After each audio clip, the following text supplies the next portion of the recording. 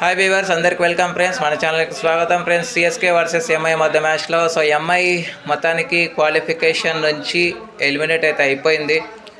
ఇక క్వాలిఫై అయ్యే అవకాశాలు అయితే లేవు ముంబై ఇండియన్స్కి. వాళ్ళ ఓటముల పరంపరకి చెక్ పెడుతూ అదే మొమెంటంని క్యారీ ఫార్వర్డ్ చేశారని చెప్పుకోవచ్చు. విన్నింగ్స్ ఇప్పటివరకు 2 ఉన్నాయి. ఒకటి కేకేఆర్ పైన, ఒకటి గుజరాత్ పైన అని మనందరికీ తెలుసు. మరి మ్యాచ్ ఏ విధంగా సాగింది, కొన్ని రికార్డులు కూడా నెలకొల్పింది ముంబై ఇండియన్స్. అవి ఏంటి అనేది మనం వివరాలకు వెళ్ళిపోదాం. Let's move in to the topic. Hi, hello we were, అందరికీ వెల్కమ్ ఫ్రెండ్స్. మన ఛానల్కి స్వాగతం. మా ఛానల్లో మీకు కనుక వీడియోస్ నచ్చితే లైక్ చేయండి, షేర్ చేయండి, కామెంట్ చేయండి మరియు సబ్స్క్రైబ్ చేయండి.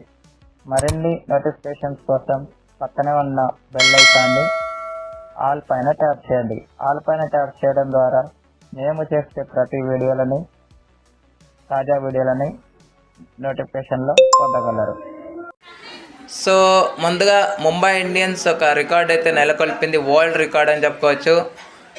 నిన్నటి మ్యాచ్తో 308th T20 ఆడి ముంబై ఇండియన్స్ 50,000 రన్స్ కంప్లీట్ చేసుకున్నటువంటి మొట్టమొదటి జట్టుగా రికార్డ్ అయితే నెలకొల్పింది.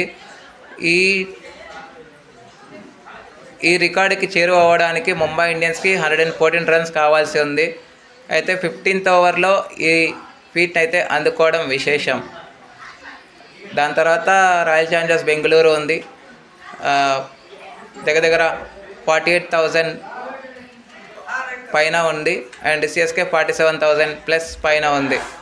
అండ్ ఇక స్ట్రైట్గా మనం రివ్యూలకు వెళ్ళిపోయినట్టయితే టాస్ గెలిచి మొదట కెప్టెన్ బ్యాటింగ్ ఎంచుకున్నాడు. బ్యాటింగ్ ఎంచుకున్న దానికి మంచి ఆరంభం అయితే దొరకలేకపోయింది ముంబై ఇండియన్స్కి, ఎందుకంటే ఆదిలోనే ఎదురు దెబ్బ తగిలింది. విల్ జాక్స్ 1 రన్ చేసి అవుట్ అయిన తర్వాత నమందీర్ అండ్ రైల్ రికిల్టన్ ఇద్దరు కలిసి మంచి పార్ట్నర్షిప్ అయితే పుటప్ చేశారు. ఇద్దరి మధ్య 58 రన్స్ పార్ట్నర్షిప్ అయితే వచ్చింది. 58 రన్స్ పార్ట్నర్షిప్ వచ్చిన తర్వాత 37 రన్స్ వేసి రాయల్ రికిల్టన్ అవుట్ అయ్యాడు. ఏ మొమెంటం అయితే వచ్చిందో ఆ మొమెంటంని బ్రేక్ చేయడానికి, కానీ అప్పటికే సెట్ అయి ఉన్నటువంటి నమందీర్ మాత్రం సిక్సర్ల హోరుతో అడలెత్తించాడని చెప్పుకోవచ్చు. సూర్యకుమార్ యాదవ్తో చిన్నపాటి పార్ట్నర్షిప్ నెలకొల్పినప్పటికీ సూర్యకుమార్ యాదవ్ కూడా 21 రన్స్ వేసి తను అవుట్ అయిన మరుక్షణమే నమందీర్ కూడా అవుట్ అయ్యాడు. అయితే ప్రథమార్థంలో మాత్రం, అంటే ఫస్ట్ హాఫ్లో మాత్రం ముంబై ఇండియన్స్ పై చేయి సాధించిందని చెప్పుకోవచ్చు. 10 ఓవర్స్కి 90 10 లాస్ ఆఫ్ 2 వికెట్స్ దగ్గర నుంచి సెకండ్ హాఫ్లో ఎప్పుడైతే రామకృష్ణ ఘోష్ వచ్చి సూర్యకుమార్ యాదవ్ వికెట్ తీసుకున్నాడో అక్కడి నుంచి కథ మొత్తం మలుపు తిరిగింది సిఎస్కే వైపు. నూర్ అహ్మద్, అంశుల్ కంబోజ్ రెచ్చిపోయారని చెప్పుకోవచ్చు. ఇద్దరి మధ్య మంచి పార్ట్నర్షిప్ కూడా కుదిరింది, బౌలింగ్ పార్ట్నర్షిప్. అండ్ ఓవర్టన్ కూడా ఒక వికెట్ కూడా తీసుకోవడం విశేషం. నూర్ అహ్మద్కి 2 వికెట్లు, అంశుల్ కంబోజ్కి 3 వికెట్లు అయితే వచ్చాయి. 3 for 32 Anshul Kamboj and 2 for 26 Noor Ahmad. And 1 wicket Anshul కంబోజ్కి రాగా 1 వికెట్ రామకృష్ణ ఘోష్కి అయితే రావడం జరిగింది. 5 ఎక్స్ట్రాస్ అయితే ఇచ్చారు. టోటల్గా 159 రన్స్ మాత్రమే స్కోర్ చేయగలిగింది ముంబై ఇండియన్స్. తిలక్ వర్మ మళ్ళీ ఫెయిల్ అయ్యాడని చెప్పుకోవచ్చు 5 రన్స్కి. అండ్ హార్దిక్ పాండ్యా 18 రన్స్ అయితే చేశాడు, నిరాశపరిచాడు తన యొక్క ఇన్నింగ్స్ దగ్గర నుంచి.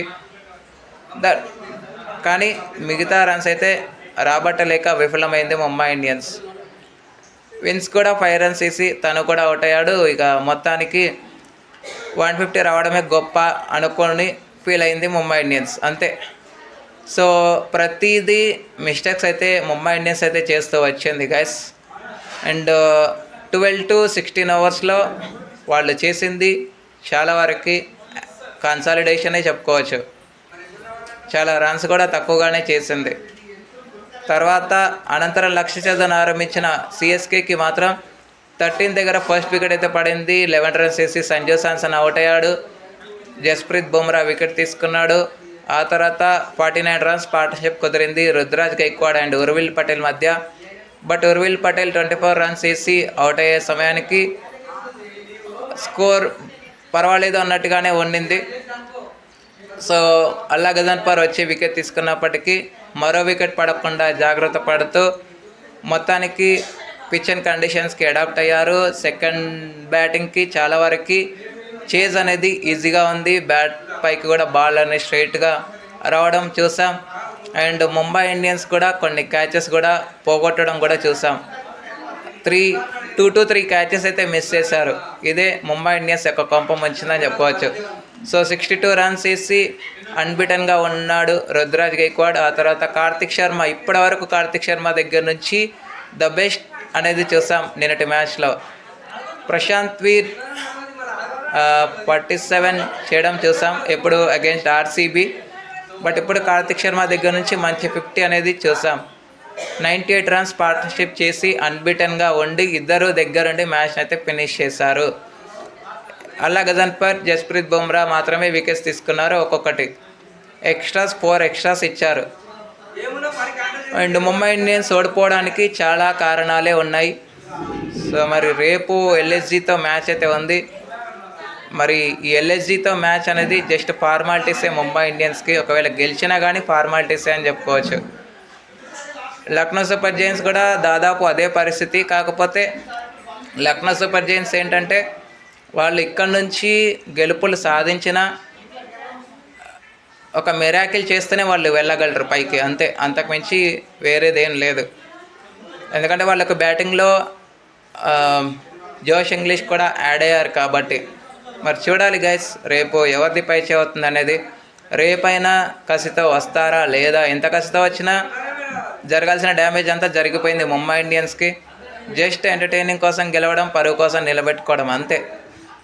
ఓకే, ఇక player of the match award అయితే రుతురాజ్ గైక్వాడ్కే వరించడం విశేషం గైస్. అండ్ ఈరోజు మ్యాచ్ నెంబర్ 45 వచ్చేసి sun rise Hyderabad versus Kolkata knight riders మధ్య మ్యాచ్ అయితే ఉంది. Match number 46 Gujarat titans versus Punjab kings ఓడిపోయి వస్తుంది. మరి ఈ ఓటమికి ప్రతీకారం తీర్చుకుంటుందా లాస్ట్ మ్యాచ్ నుంచి అనేది, వాళ్ళ విన్నింగ్ క్యాంపెయిన్ మళ్ళీ మొదలు పెడతారా అనేది చూడాలి. Okay friends, thank you. ఇలాంటి అప్డేట్స్ కోసం ఛానల్ని సబ్స్క్రైబ్, షేర్, లైక్, కమెంట్ చేయండి. మరొక అప్డేట్తో మేము ఉంటాను ఫ్రెండ్స్. అంతవరకు సెలవు, నమస్కారం.